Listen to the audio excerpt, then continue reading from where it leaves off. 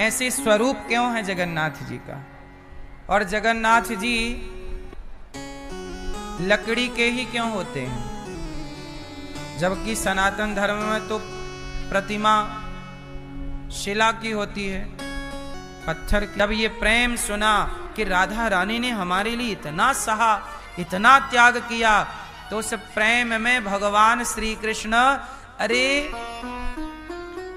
गोपियां रोई तो आंखों से आंसू बहे, पर कृष्ण उस प्रेम में ऐसे भीगे और विरह की अग्नि में ऐसे जले कि लोग रोते हैं तो आंसू बहते हैं, कृष्ण जब रोए तो आंखें ही बह गईं।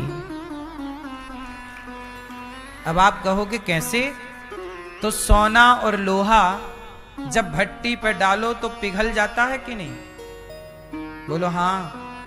ऐसे अधिक प्रेम में, विरह की अग्नि में, विरहाग्नि, विरह की अग्नि में भगवान श्री कृष्ण का शरीर पिघलने लगा, जैसे अधिक ताप पर लोहा और सोना पिघलकर पानी हो जाता।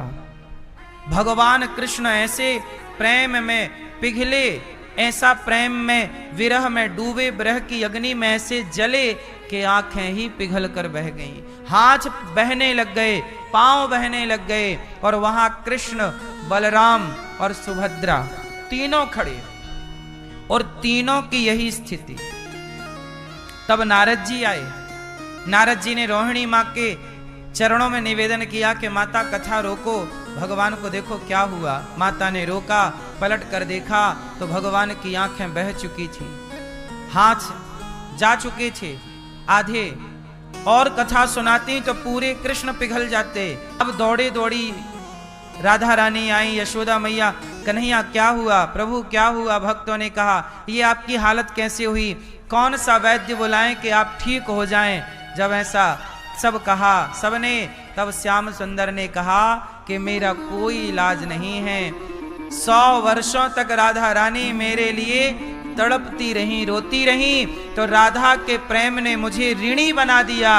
अब मैं राधा के प्रेम के ऋण को चुकाने के लिए यूं ही खड़ा होकर अपने भक्तों का, अपने राधा रानी का ऋण चुकाता रहूंगा।